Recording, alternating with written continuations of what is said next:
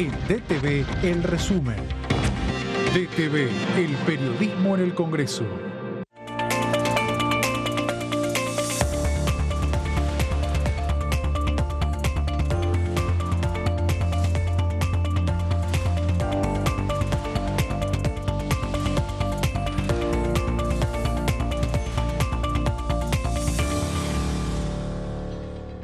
Hola, bienvenidos a una nueva jornada del resumen de noticias parlamentarias. Voy a dar la bienvenida a mi compañero de todas las tardes, José Di Mauro. ¿Cómo estás, José? Hola, Lu, ¿cómo estás? Muy bien. Muy bien, muy bien. Aquí estamos. Bueno, y aquí estamos hoy, 28 de junio, Día Internacional del Orgullo. Seguramente que van a haber marchas, van a haber convocatorias y eventos, como siempre suele ver aquí en lo que es el área del Congreso de la Nación. Veremos si el Congreso se ilumina también con las banderas del orgullo, como lo suele hacer todos los años. Y bueno, aquí hay muchos, para hacer un poco un repaso, ¿no? De todos los proyectos de ley y la cantidad de veces que se hicieron reuniones de comisiones para tratar sobre la protección de los derechos de las personas de la comunidad LGBT. A lo largo de todos estos años siempre estuvimos hablando y comentando las distintas iniciativas, los distintos proyectos que tiene presentado esta Cámara de Diputados y que muchos de esos son ley también, ¿no? Claro, y hoy hay, por lo menos ahí estaba repasando así, por lo menos con respecto al Día del Orgullo, el Día Internacional del Orgullo,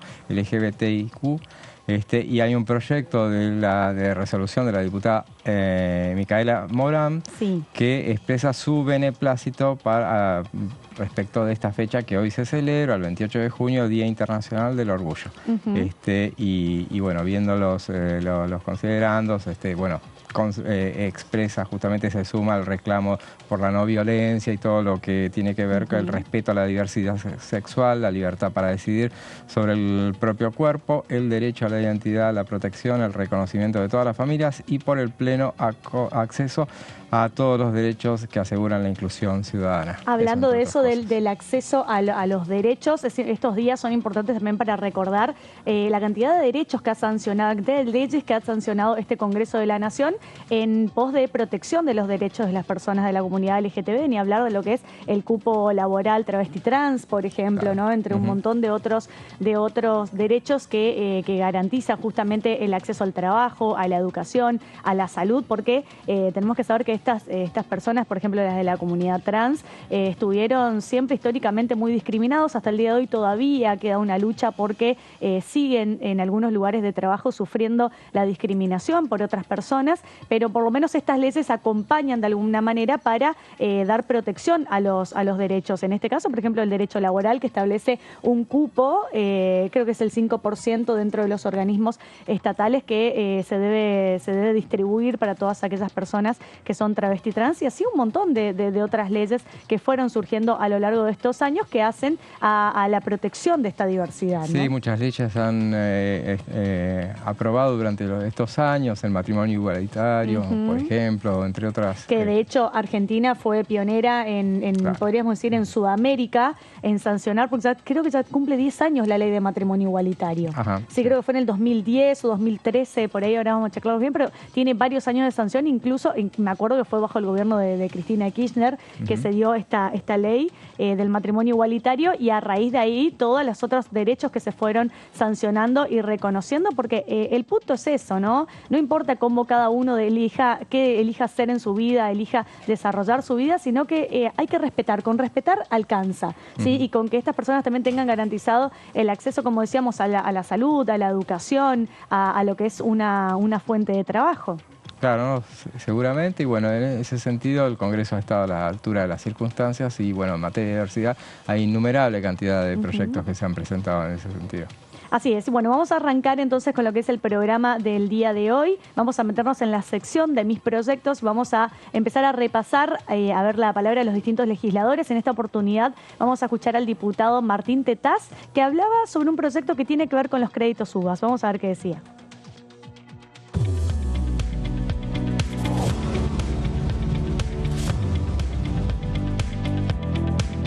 Hola, soy Martín Tetaz y quiero contarles que acabamos de firmar 2 dictámenes en la Comisión de Presupuesto y Finanzas conjunta respecto de los créditos UBA. Va a haber sin duda novedades en la próxima reunión del Pleno del Congreso, del Pleno de la Cámara de Diputados, porque algunos de esos dos dictámenes se van a aprobar. ¿Qué hay de novedad o cuáles son las diferencias? Esencialmente aparece la figura de que tu crédito se va a ajustar por un índice de salarios, que es un índice RIPTE, no importa el tecnicismo, pero es un índice asociado a los salarios, en vez de ajustarse por un índice que tiene que ver con el famoso UVA, que es la inflación. Se va a ajustar por salarios en vez de ajustarse por inflación. ¿Dónde está la discusión técnica en el Congreso? En cómo funciona ese fondo. En el dictamen del oficialismo siempre se va a ajustar por el menor, tu crédito se ajusta por el que crezca menos, y en el dictamen que hicimos en buena parte de la oposición tenés que elegir uno de los dos. O elegís que se te ajuste por UVA o elegís que se te ajuste por salario de acá en adelante. Entonces vos elegís la regla cómo se va a ajustar tu crédito. Además hay otras dos novedades importantes en las cuales hay mucho consenso y ya están en los dos dictámenes. La primera novedad es que va a haber portabilidad de los créditos UVA. ¿Qué quiere decir? Que si vos sacaste tu crédito en un banco con una tasa de interés muy alta, se lo vas a poder vender, te lo vas a poder comprar, te vas a poder pasar de banco a otro banco que te cobra una tasa de interés más baja, igual que como el celular.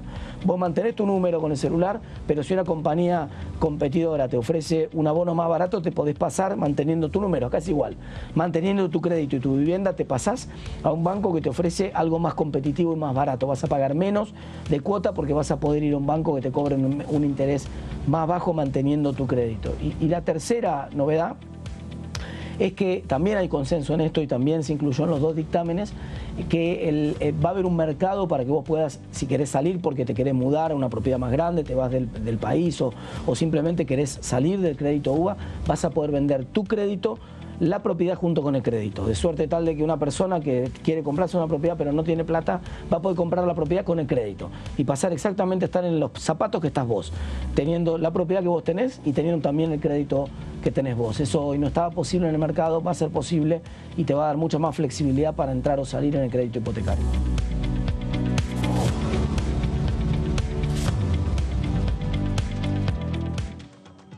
Ahí escuchábamos entonces en el segmento de Mis Proyectos al diputado nacional Martín Tetaz. Por lo general ese segmento los diputados por lo general cuentan cuáles son proyectos de su autoría y nosotros justamente la idea es compartir con ustedes para que conozcan un poco cuál es la tarea que están realizando los legisladores aquí dentro de la Cámara de Diputados. Y ahora sí, llegó la hora de meternos en el tema del día con las placas de José. El día de mañana estaba previsto que se desarrolle la Comisión de Población y Desarrollo Humano y van a tratar un tema que tiene que ver con el abuso sexual, el secuestro y el femicidio contra las niñas indígenas. Así que a ver, José, contanos de qué se trata este tema. Y justamente íbamos a abordar este tema que es muy interesante, pero bueno, finalmente se suspendió porque esta es una semana muy complicada por consecuencia del cierre de listas, justamente, bueno, problemas con los vuelos, bueno, no iba a tener quórum esta comisión que preside la diputada Camila Crescimbeni, que es del PRO, y había sido convocada para analizar una serie de proyectos que uno lo miraba a simple vista y veía que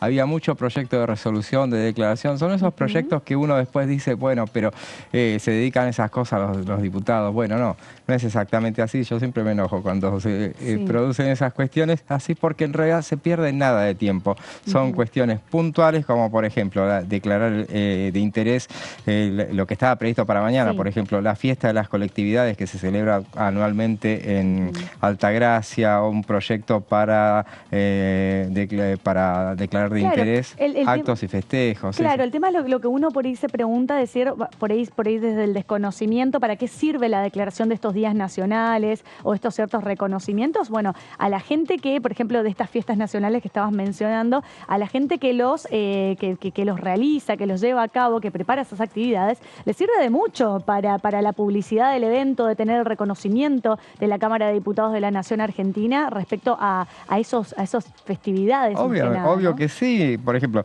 declarar de interés los actos de festejo del bicentenario de la Fundación de Tandil. Obviamente, a un diputado como Rogelio Iparraguirre, que es de Tandil, ¿cómo va a decir que no iba justamente a llevar este tema ahí y otros más, como por ejemplo el 130 aniversario de Garín, partido de Escobar?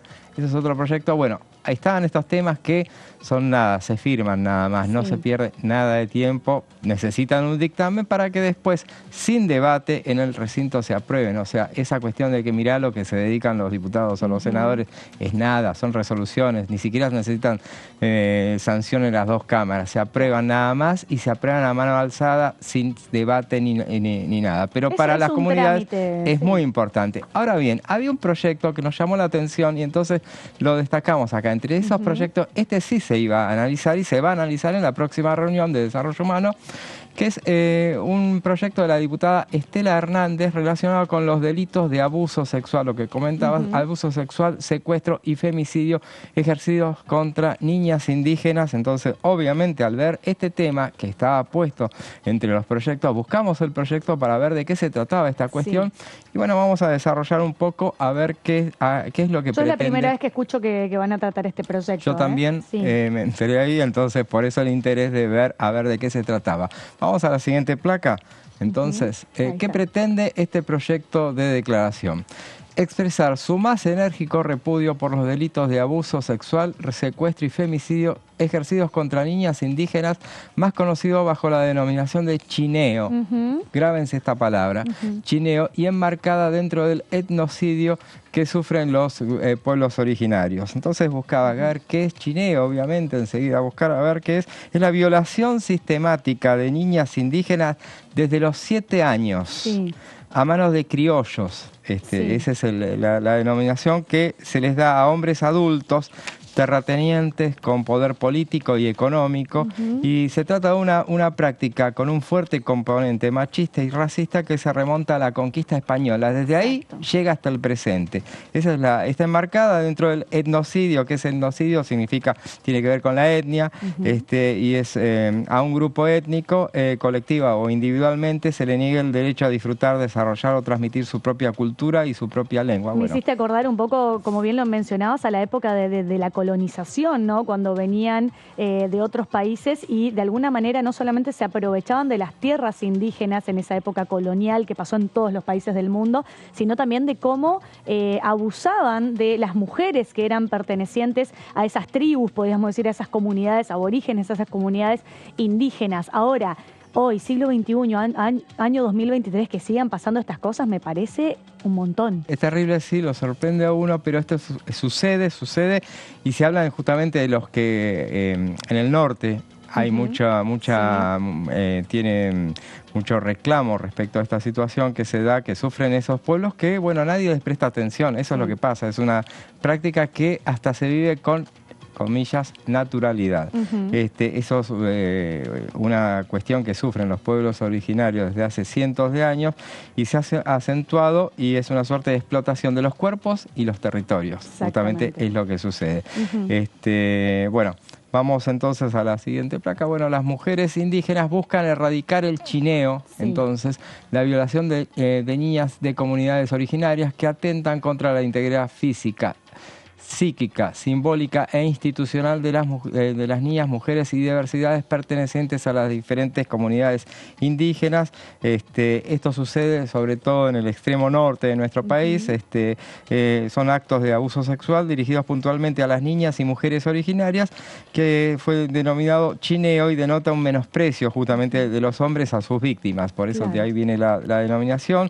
Y están sancionados, obviamente la violación está sancionada por el Código Penal. Claro, la violación, el abuso sexual, pero esto vendría a ser como un agravante, digamos, por el tema de la... Porque hay el agravante del odio. Exactamente, vos vas por ahí, por el odio racial, justamente, porque tiene que ver con comunidades indígenas, por ahí, ¿no? El tema es, estaría muy bueno seguir el debate de este tema, porque habría que ver hasta qué punto hay de conocimiento dentro de las propias mujeres que viven en estas comunidades indígenas, el conocimiento de sus derechos, ¿no? De saber que por más que sean mujeres que pertenezcan a una comunidad indígena, son mujeres que viven dentro de un Estado, y por lo tanto el Estado también las protege a ellas. El tema del abuso sexual, de la violación, son todos delitos que están penados en nuestro Código Penal, y la importancia, y me parece puntual hacer foco ahí, en quizá la educación y la capacitación que deban tener o no, para que puedan llegar a poner en conocimiento de una autoridad policial, por ejemplo, de que viven situaciones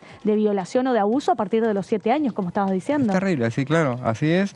Bueno, el chineo involucra también violaciones grupales. Miren, o sea, yo veo esto y es impresionante. Sí. De hombres criollos hacia niñas que están en el inicio de su pubertad o en el comienzo de su periodo menstrual, lo que indudablemente puede desembocar en embarazos no deseados, obviamente, enfermedades de transmisión sexual, abortos clandestinos, traumas psicológicos y padecimientos físicos y hasta en algunos casos el suicidio. Sí. Esto se vive entonces, como decíamos, mujeres oriundas de diversos puntos de la Argentina que en los últimos tiempos se han autoconvocado para visibilizar esta triste realidad, justamente que si bien data de hace muchos años, no ha logrado ser incorporada en los marcos jurídicos y legales de la nación. Sí. Esta situación. Además, está trabajando mucho en este tema el movimiento de mujeres indígenas por el buen vivir. Esa es la ONG que se ha armado, que levantó esta bandera y a modo de acción participativa y comunitaria lo llevaron al tratamiento en el marco de parlamentos dedicados especialmente a recoger las inquietudes de los pueblos indígenas, sí. Justamente, relatos y vigencias de este flagelo. Y en mayo de 2022, en la localidad de Chicuana, en la provincia de Salta, se realizó el tercer Parlamento Plurinacional de Mujeres y Diversidades Indígenas por el Buen Vivir y tuvo como temáticas centrales la abolición del chineo y la visibilización de esta problemática. Por eso te digo, José, me parece muy importante cuando se reúna esta comisión y traten este tema, porque seguramente que van a venir con números y estadísticas, si es que se sabe y se tiene conocimiento de cuántas mujeres son abusadas por mes, por día, por año en la República Argentina que pertenecen a estas comunidades indígenas. Y como te digo, me parece importante remarcar en el nivel de información y de conocimiento que puedan tener o no esas niñas que pertenecen a esa comunidad, porque muchas veces en este tipo de comunidades indígenas se da que hay ciertas prácticas o ciertas costumbres que se transmiten de generación en generación. Y como decíamos, estas prácticas vienen de la época colonial, ¿no? Claro. Imagínate hace cuánto tiempo, y quizá hay familias todavía que de alguna manera que crecen con esas prácticas, o no sé si crecen con esas prácticas, sino normalizando situaciones que no deberían ser normales. Entonces ahí está el punto, ¿no? De que estas niñas conozcan sus derechos y sobre todo, me parece puntual, reparar sobre estos, no me recuerdo la palabra que utilizaba sobre los hombres... los criollos. Los criollos, ahí está. Sobre los criollos que de alguna manera terminan abusando de estas niñas, porque una cosa es quizá el desconocimiento que pueda llegar a tener una menor sobre sus derechos, pero ya un hombre grande, adulto, en este siglo XXI nadie puede alegar el desconocimiento de la ley. No, al contrario, es el aprovechamiento de la no ley. Exacto. Que la ley existe, pero son territorios sin ley. En ese sentido, donde el Estado justamente nacional y provincial tiene que meter baza. Sí. Obviamente, yo busqué también estadísticas y no las hay, porque no hay denuncias. O sea, es una cosa que se da, pero que bueno, que vale resaltar y vale ahí está el tema, José, lo que te decía, ¿no? Porque si no hay denuncia, hay como una normalización de esa situación, claro. ¿No? De normalizar eso y que sean cada vez más niñas que crezcan con una situación de violación y de abuso como esta. Así es, sí. ¿Qué pretende el proyecto? Pretende sumar al Congreso argentino a esta causa, justamente hacerlo, visibilizarlo. Esa es la idea. Con el fin de que se responsabilice con fallos ejemplares e inmediatos a los perpetradores. Se les pide al Estado argentino que ponga en marcha acciones positivas destinadas a erradicar esta práctica delictiva. Ese es el proyecto, recordemos, de la diputada Estela Hernández. Sí. Del mismo modo, resulta necesario, dice la iniciativa, necesario y urgente que la comunidad reconozca al chineo como repudiable y que las acusaciones que conduzcan a su ajusticiamiento. Eso así lo expresa la iniciativa, que pretende generar acciones positivas que involucren una necesaria deconstrucción cultural, entre otras cosas. Y buscándolo un poco el tema así, buscando a ver qué había material sobre el tema del chineo, que no solamente se debe dar acá en la Argentina, se debe dar en toda la región, sobre todo a partir de Chaco, Salta, para arriba, en esa zona. Y entonces veía que en Salta, que es una provincia donde justamente se está haciendo mucho hincapié, justamente por ese congreso plurianual que se había realizado, el año pasado se presentó un proyecto de ley que propone visibilizar visibilizar el chineo. Estamos hablando en este caso de un proyecto de ley provincial que preveía crear una comisión integrada por mujeres, incluidas de los pueblos originarios, justamente que son las protagonistas y víctimas de esta situación, que recibiría informes anuales del Poder Judicial sobre las denuncias por abusos sexuales a niñas y mujeres indígenas, y justamente de esa manera, alcanzando los informes, justamente podría reunir ese material que es las estadísticas. Las estadísticas, por eso nosotros los argentinos que somos tan poco afectos a contar con las estadísticas justamente, pero eso es lo que pone en relieve una situación así y permite encontrar soluciones. Esta iniciativa fue del senador provincial Walter Cruz, del pueblo Coya, del departamento de Iruya, que yo buscaba todos estos datos así, digo, ¿pero esto es Argentina o no? Y bueno, sí, es Argentina, es Salta, provincia de Salta. Pero efectivamente esa ley al final se aprobó. Esa ley no sé cómo terminó esa ley provincial que se presentó el 1 de junio, pasó a la Comisión de Derechos Humanos y Asuntos Indígenas del Senado de Salta, y en su artículo primero dice que persigue el objetivo de la visibilización, protección, prevención y reparación de las víctimas de la práctica denominada chineo. Insisten en esto, en visibilización, porque de esto no se habla, de esto nos enteramos ahora, porque lo trajo la diputada acá este proyecto, pero viéndolo en realidad y recorriendo un poco por los diarios de la zona del norte del país, vemos que ha habido manifestaciones, carteles puestos con basta de chineo, y pueblos originarios que participan de eso, y se hablaba también en ese proyecto original de una reparación económica, pero la iniciativa dejaba abierto a la discusión sobre ese punto, porque para que no pasara el tema por una reparación económica necesariamente y que después se le pusieran freno para no gastar plata en ese caso. Claro, no puntualmente por una reparación económica, sino más que nada para castigar, podríamos decir, ¿no? Para de alguna manera poner un freno a este delito que están cometiendo estos hombres con estas mujeres que son menores de edad, ni más ni menos. Pertenecen a un pueblo indígena, pero son mujeres menores de edad.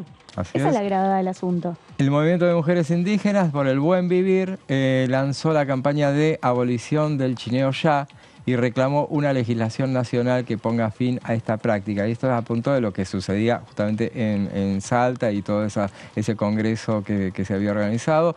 Este proyecto provincial pedía al Poder Ejecutivo Provincial y al Judicial confeccionar un informe dando cuenta de la existencia de procesos en los que hubiere intervenido y de los que surja la práctica del chineo.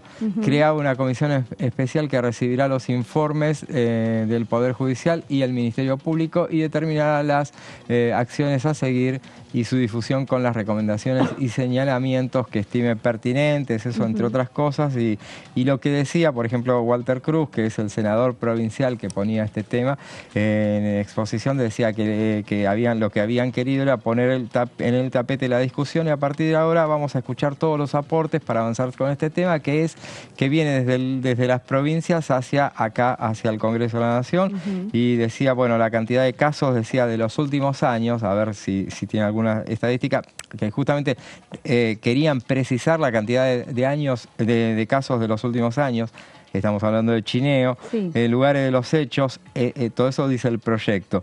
Edad y género de las víctimas, edad y domicilio de los atacantes, situación procesal de los mismos y cuántos de ellos se encuentran actualmente en libertad. Porque esto no es que salga gratis para todos. Algunos van presos, en algunos casos se hacen denuncias, obviamente se exhiben esto, pero será el 10%. Determinar si los atacantes son funcionarios o empleados del Estado Nacional, Provincial o Municipal, que eso sería un agravante en última instancia. Y cuando hablamos de empleados, bueno, hablamos de fuerza de seguridad, por ejemplo, también. Exactamente. Reincidencias, cantidad de sentencias condenatorias, penas recibidas, cantidad de sentencias absolutorias, casos archivados, procesos en trámite o paralizados y antigüedad de los mismos, medidas de protección y asistencia a las víctimas y su situación actual.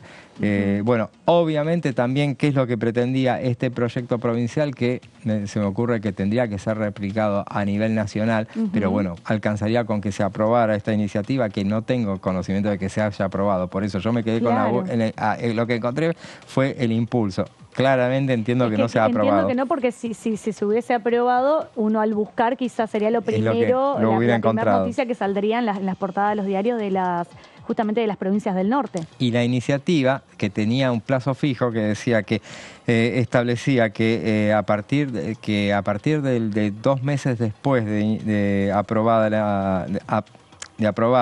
el tema, contemplara para el ciclo lectivo 2023 que el Ministerio de Educación de Salta justamente debiera confeccionar un proyecto de sensibilización y lucha contra la práctica del chineo y delitos contra la integridad sexual de niñas y adolescentes para que sea adaptado a todos los niveles de la educación en Salta, para que justamente esto se difunda, como vos decías, que se les informe en los colegios para justamente establecer lo que tienen que hacer. Simplemente a raíz de la educación y de la información es donde uno puede tener conocimiento, y al tener conocimiento de nuestros derechos, o también cualquier otro chico, otra persona, otro vecino, lo que sea, puede tomar conocimiento de una causa y poder hacer una denuncia de lo que está sucediendo, porque ahí está el punto, ¿no? Esa es la importancia de la educación y de la información, de poder conocer nuestros derechos para poder luchar por ellos y protegerlos a través de una denuncia. Y por último, veamos, el 25 de mayo de 2022, el tercer Parlamento Plurinacional de Mujeres y Diversidades Indígenas por el Buen Vivir difundió una declaración en la que dio un ultimátum al Estado argentino para la abolición del chineo. El Estado argentino no se dio por enterado, aclararemos, y exigió que el chineo, al que describieron como una práctica criminal, racista y colonial sistémica, sea declarado crimen de odio y se le apliquen las penas máximas sin la posibilidad de obtener beneficios. Esto era lo que decía. También pedía este Parlamento Plurinacional que sea declarado imprescriptible este tipo de delitos aberrantes, que las empresas cuyos empleados hayan cometido esta aberración, decía justamente, sean responsabilizadas e inhabilitadas para trabajar en los territorios, decía también, que se procese, condene y se dé de baja deshonrosa a policías, gendarmes y o militares, lo que decíamos, que violen a las niñeces indígenas. Decían que se expulsen y condenen a las instituciones y grupos religiosos que sean cómplices de estas prácticas, que funcionarios públicos y autoridades tradicionales de los pueblos indígenas que sean ejecutores de estas prácticas o sean cómplices o facilitadores sean juzgados y condenados. Esa era otra de las cuestiones que decía, y que bueno, que haya una sanción económica al Estado argentino para la creación de un fondo de prevención, recuperación y apoyo de las víctimas del chineo. Eso es entre otras cuestiones que te decían, que es un tema que, bueno, no será mañana, porque mañana no se va a realizar esta reunión de comisión, pero está en carpeta para que en la próxima reunión, y si no, seguiremos insistiendo para que se reúna, porque los diputados fueron los que justamente lo pusieron en evidencia este tema, y que bueno, a partir de eso tenga la exposición que merezca a nivel nacional. Y seguramente que va a ser muy interesante escuchar cuando se trate de este tema en la Comisión de Desarrollo y Población Humano, porque seguramente que vamos a poder de alguna manera tener alguna estadística o testimonios o incluso el testimonio de estas mujeres que están dentro de estos colectivos que trabajan en pos de los derechos de estas niñas que pertenecen a las comunidades indígenas. Repito y reitero, claramente hoy en un siglo XXI, 2023, nadie puede alegar el desconocimiento de la ley. No hay persona en el mundo quizá que no sepa y no conozca que la violación es un delito, que el abuso sexual es un delito, y sobre todo en el caso de que se dé efectivamente lo de las fuerzas de seguridad, la responsabilidad que lleva, y me parece perfecto trabajar sobre que sea un delito que no pueda prescribir, ¿sí? Porque muchas veces esas niñas que empiezan siendo abusadas a partir de los 7 años, imagínate que quizá cuando tengan 18, 19, 20 años, cuando toman quizá más conocimiento, magnitud de la violación que sufrieron durante niñas, puedan tener la posibilidad de poder denunciar a sus violadores y que ese delito no esté prescripto. Esa es la importancia de este tipo de iniciativas. Y ahora sí, llegamos a la primer parte del resumen de noticias parlamentarias. Vamos a ir a un pequeño corte. Quédense con nosotros, que en minutos nada más volvemos con más información parlamentaria.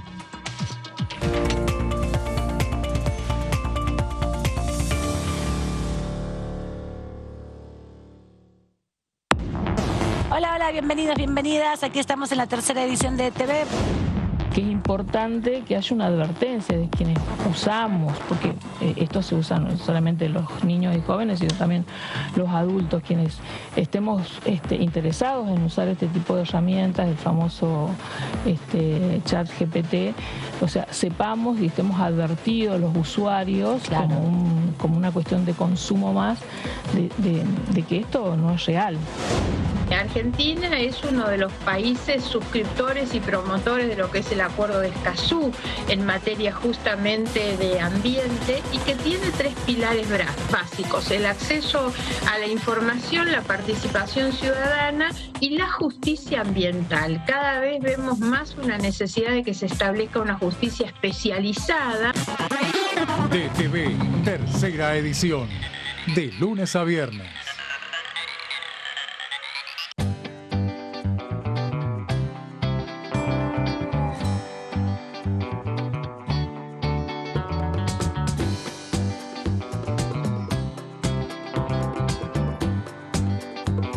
Para hacer visible y formalizar el trabajo en casas particulares, creamos el programa Registradas, generando empleo digno y de calidad. Inscribiendo a una trabajadora de casas particulares, formalizás un puesto de trabajo y asegurás que acceda a todos sus derechos. A través del programa Registradas, durante los primeros 6 meses, el Estado cubre el 50% del sueldo de las nuevas trabajadoras. Una herramienta para visibilizar, formalizar y reconocer el trabajo del personal de casas particulares. Argentina Presidencia.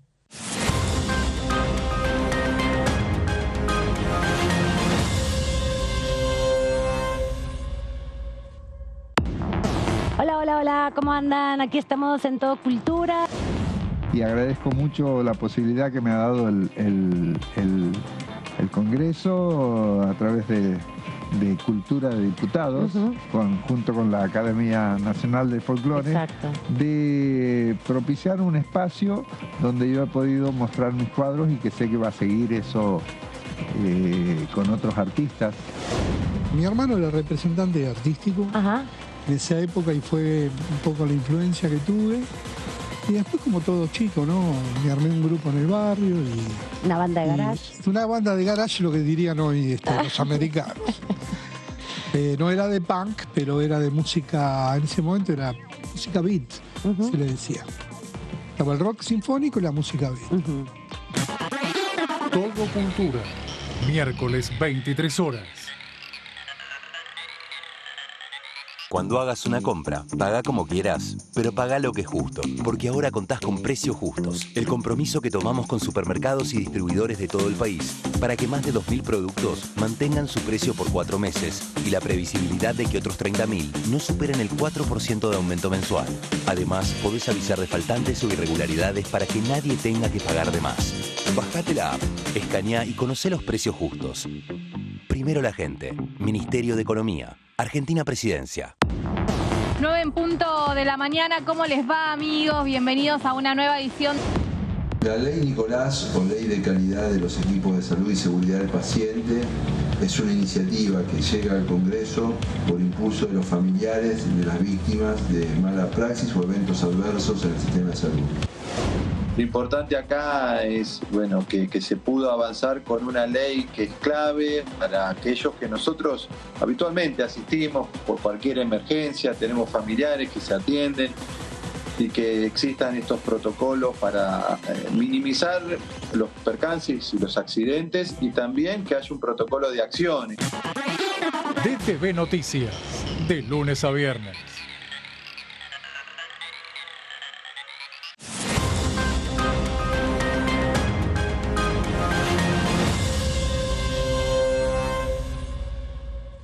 Ampliamos las asignaciones familiares. A partir de marzo, igualamos el tope de ingresos para percibir las asignaciones con el piso del impuesto a las ganancias. De este modo, incluimos a 900.000 niños, niñas y adolescentes al sistema de asignaciones, poniendo en valor el trabajo de más de 600.000 familias trabajadoras. Primero la gente. ANSES, Ministerio de Economía, Argentina Presidencia.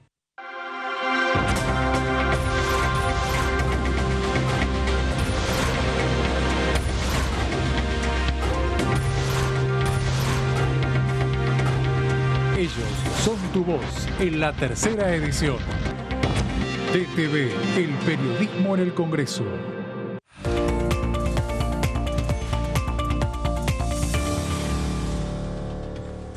Ahora sí, continuamos con el resumen de noticias parlamentarias. Estuvimos entonces haciendo un repaso de un tema, un proyecto. ¿Es un tema, un proyecto o un tema? Me quedo esa. Es un proyecto de declaración. Un proyecto de declaración. O sea, esto, por eso no terminamos diciendo que sea ley, porque es un proyecto de declaración. Pero bueno, que va a tener su tratamiento en la Cámara de Diputados, seguramente. Primero que no en comisión, claro. En comisión no necesariamente, esos proyectos no pasan al Senado directamente, pero es un llamador para que...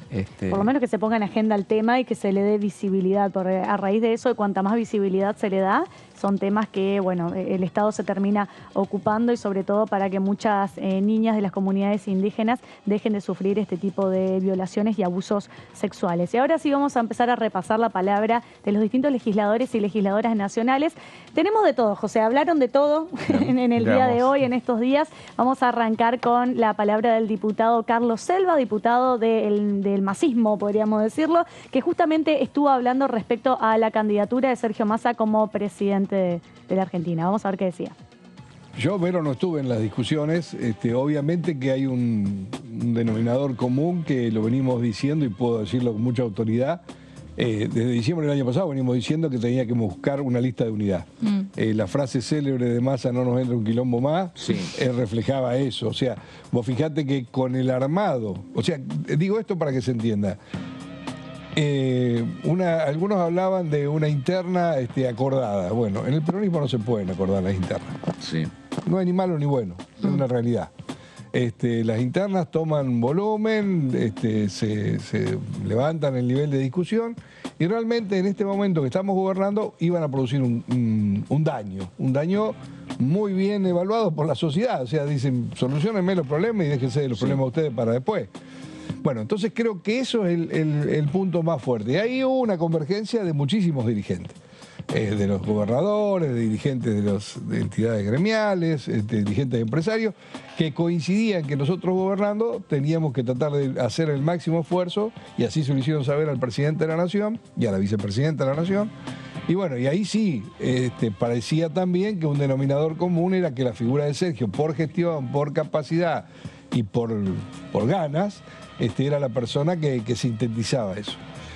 Eso obviamente fue, y ya estamos en la cancha, además. Después ha habido 1000 comentarios con respecto a cómo se compuso la fórmula. Lo que digo, dejando atrás los pormenores y demás, nosotros tenemos un vicepresidente probado en campo de primera.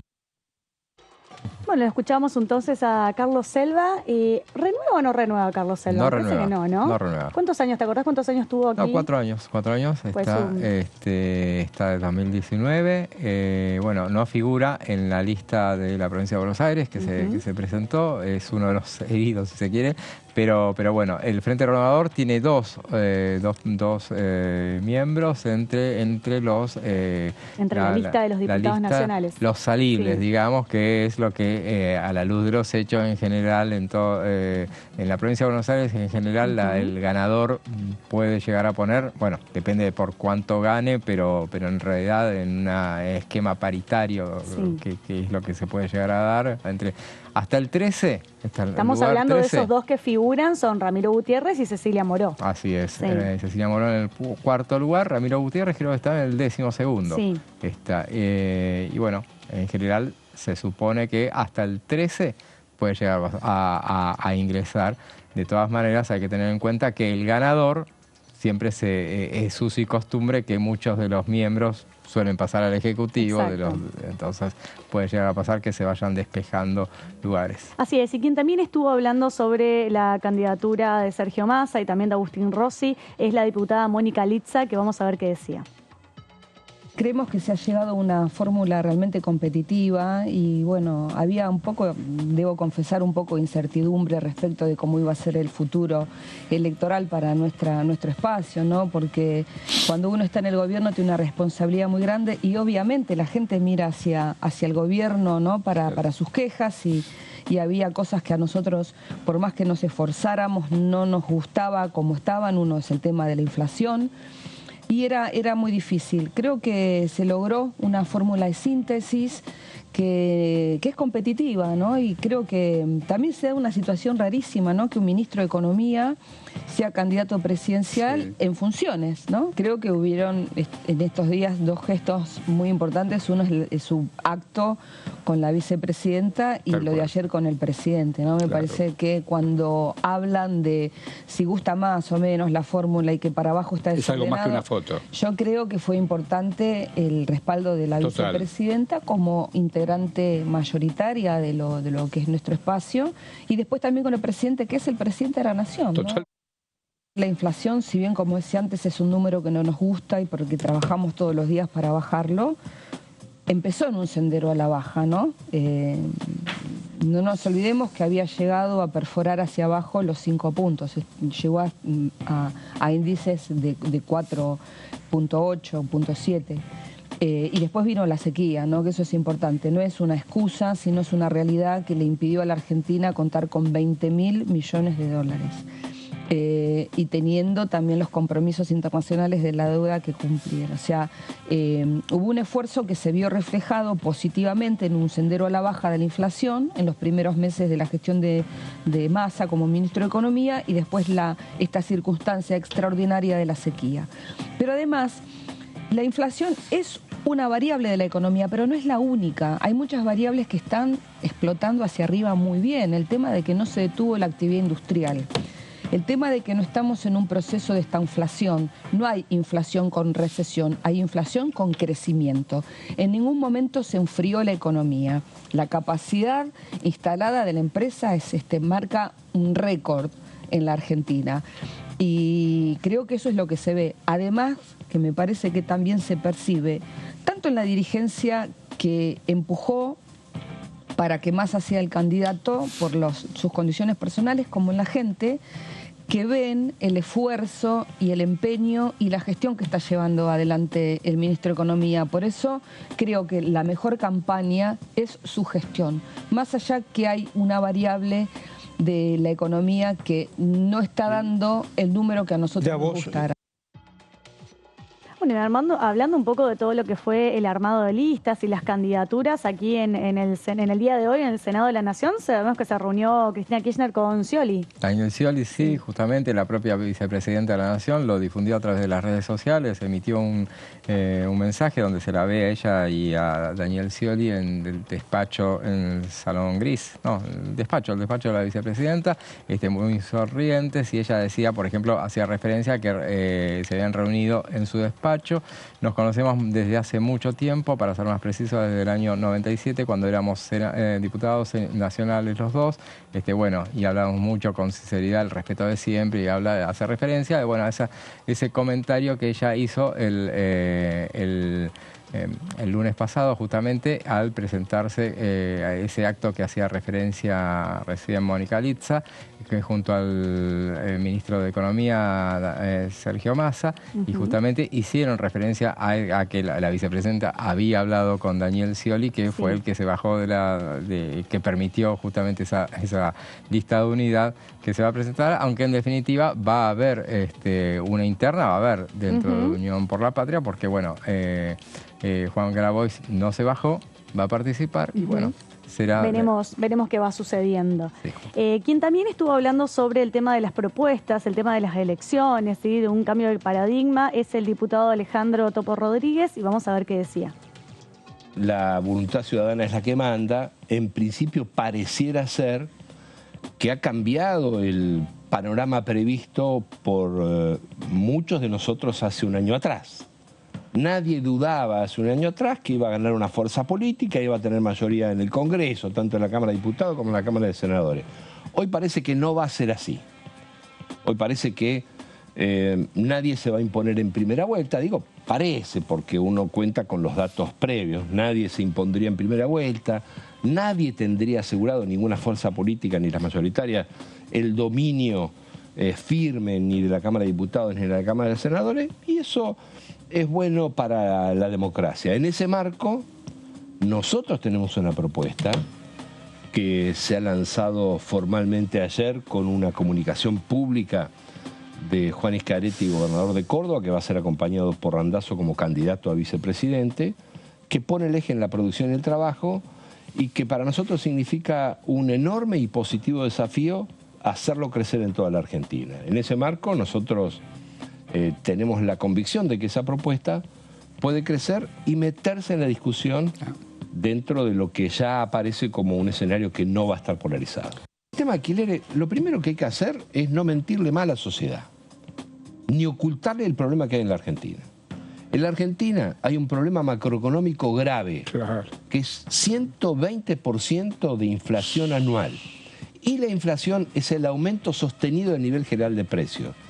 Aquel o aquella que le diga a la sociedad que con una ley del Congreso de la Nación va a aislar el precio de un bien o de un servicio, que son los alquileres, del resto de los precios de la economía, le va a estar mintiendo.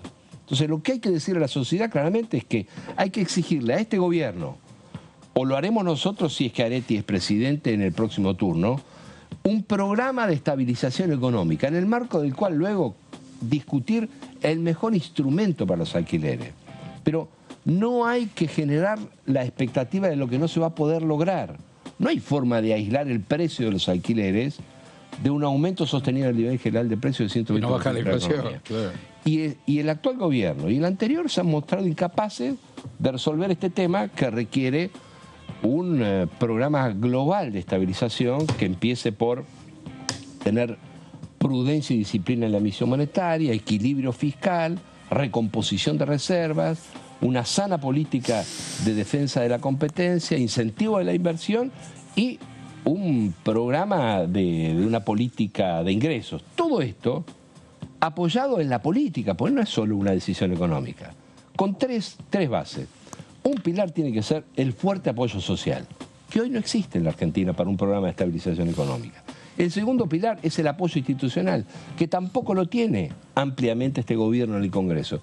Y el tercer pilar es un sólido liderazgo político que hoy no existe. Por lo tanto, no existe. No existe. Por lo tanto, la ley de alquileres y otros asuntos que hacen a los precios de la economía tienen que ser discutidas en el marco de un programa de estabilización económica. Bueno, escuchábamos al Topo Rodríguez hablando del tema de la ley de alquileres, un tema que también estuvimos hablando mucho a lo largo del año, a lo largo de esta primera parte del año, podríamos decirlo, ¿no? Y en realidad desde que se sancionó la actual ley que rige actualmente, sabemos que la ley que rige actualmente es una ley que se sancionó en un contexto de pandemia, allá por el año 2020. El sábado se cumplen 3 años. El sábado se cumplen 3 años, es cierto, donde la mayoría estaba como de acuerdo que era dentro de todo una buena fórmula la que se planteaba. El tema es que con cómo se dispararon los precios y la inflación terminó siendo mucho más perjudicial que trayendo beneficios. Incluso en estos 3 años, el año pasado puntualmente, hubieron varios tratamientos en comisión, jornadas informativas, donde vinieron distintos especialistas representantes del sector de los inquilinos, de los propietarios, bueno, y también de las inmobiliarias, donde empezaron a contar en primera persona cuáles eran los problemas que tienen y que enfrentan hoy en día todos los sectores respecto de esta ley, ¿no? Claro, y justamente, bueno, no se pudo encontrar no un dictamen, sino 2, realmente, pero lo que no se puede encontrar es una ley, justamente, pero porque queda la sensación de que una ley no va a solucionar este problema, en tanto y en cuanto la inflación siga siendo tan elevada. Sí. Se podrá encontrar ciertos paliativos, por eso hay algunos que sugieren que directamente lo más conveniente sería eliminar la ley y volver a lo que era el acuerdo entre partes, directamente lo que se manejaran según el Código Civil. Claro, hay como hay dos proyectos que tienen dictamen de comisión. Habría que ver si eso se termina tratando o no antes que pierda estado parlamentario, porque de perder estado parlamentario tendría que pasar nuevamente por todo el circuito de del tratamiento en las comisiones y demás. Escuchábamos en esas jornadas a los representantes, por ejemplo, de los inquilinos, que decían que claramente todos los vivimos, que los precios se duplican realmente. Hay alquileres en los cuales directamente son proporcionales a un salario, a un ingreso, cuando que en realidad el alquiler debería ser el 30% del ingreso de cualquier persona, ¿no? De cualquier ciudadano normal. Entonces de ahí la dificultad de poder afrontar los alquileres. Y por otro lado tenés la versión de los propietarios que de alguna manera terminan con esta cosa de que no quieren poner en alquiler sus propios inmuebles porque no les termina conviniendo, algunos sí, otros no. Entonces se arma todo un tema, ¿no? Sí, justamente durante el año hubo una mala información, me parece que acá tratamos de aclararla. En su momento dijimos que poníamos en duda la posibilidad de que lo que había circulado, una especie de respecto a la posibilidad de que el Ejecutivo suspendiera la ley vigente y a la espera de que durante un lapso de un tiempo determinado el Congreso de la Nación sancionara una nueva ley. Lo que decíamos en este mismo programa, dijimos que justamente había un dictamen, difícilmente se pudiera llegar a dar esa situación, porque había un dictamen, había dos dictámenes y que el Congreso no podía ponerse a preparar otro sin haber establecido a ver qué hacer con esos dictámenes, porque las conclusiones habían sido esas dos que todavía no llegaron al recinto. Lo que sucedió a partir de esa situación fue agravar la situación porque muchos propietarios sacaron de circulación sus propiedades para no ponerlas en alquiler a la espera de que hubiera una resolución distinta. Exactamente. Y también quien estuvo hablando con nuestros compañeros de las distintas ediciones es la diputada Natalia Sarapura, que vamos a ver qué decía. Creemos que el combate al cambio climático tiene que ser no solo una política pública, sino una agenda parlamentaria, y en ese sentido la experiencia de la provincia de Jujuy diversificando su matriz productiva. Ustedes saben que Jujuy es una de las provincias que era una provincia considerada tabacalera, minera y fundamentalmente productora de azúcar. Nosotros venimos a hacer una transformación social, productiva, que va de la mano de, por un lado, recuperar el turismo como generador de empleo, como generador de un proceso económico.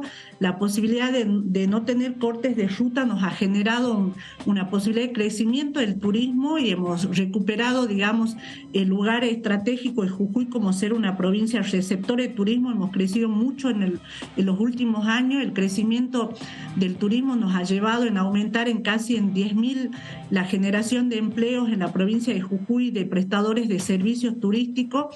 Ser generadores de energía alternativa, nosotros hemos construido un parque solar en la provincia de Jujuy, en el territorio de una comunidad indígena, donde después de un proceso de consulta la comunidad indígena recibe el 2% de las ganancias. Eso no existe en otro lugar del país, de Latinoamérica, que una comunidad socia en las ganancias. Y tenemos 1 millón de paneles generando energía alternativa, y eso nos parece que es un aporte al proceso del cambio de la matriz energética. Estamos generando pueblos solares en distintos lugares de la provincia para cambiar la matriz energética y hacer un proceso de combate al cambio climático. La mayoría de las obras públicas que construimos es con energía alternativa. Los colegios primarios que estamos construyendo nosotros, de las ganancias del parque solar, tenemos ya iniciada la construcción de 100 colegios secundarios y primarios, o sea, de 100 establecimientos, y todos los hacemos con el sistema de energía alternativa. Bueno, uno de los temas que estaba hablando la diputada tiene que ver con el tema de las energías, ¿no? Con el tema del cambio climático. Una de las diputadas que siempre es pionera en estos temas que tienen que ver con el medio ambiente es la diputada justamente... ¡Ay! Se me fue el nombre. ¿Cuál? La que siempre está con que no renueva ahora. Camaño, ahí está, Graciela Camaño. Sí, que bueno, que se va a ser raro cuando traten algún tema en el recinto que tenga que ver, no sé, con ley de humedales, con todas esas cosas. Seguramente, no sé, ya no creo que este año se traten esos temas, seguramente quedarán para la próxima gestión. Va a ser raro no verla Y es una de las que se van. Por eso, justamente. ¿Cuántos años tuvo Graciela Camaño? 28 años. 28 Y a Selva, dije recién, desde 2019, 2015, sí. En realidad estuvo 8 años, justamente, 2 mandatos, aclarémoslo. Y en este caso la diputada Sarapura, que la estábamos viendo, es nuevita. Ella ya juró en la última reunión que hubo, que fue la sesión en la que, la sesión informativa de la visita del jefe de gabinete, ahí juró en lugar del diputado Bouid, que asumió como ministro de Salud en Jujuy. Así es. Y semana que viene, bueno, sabemos que está confirmado el juicio político para la semana que viene. ¿Va a ser jueves o martes? Jueves. ¿Jueves a las 13 o a las 11? A las 11. A las 11 de la mañana. Sabemos más o menos, bueno, quiénes van a ser los invitados. Tema de coparticipación, seguro. Arranca coparticipación. Arranca coparticipación. Sí. Veremos si arranca ya con invitados, porque lo que se espera para el martes, para el jueves, es el descargo o la presentación de alguna manera por escrito o físicamente del ministro de la Corte Suprema, Juan Carlos Maqueda, para responder respecto del informe que se elaboró en torno a la obra social del Poder Judicial.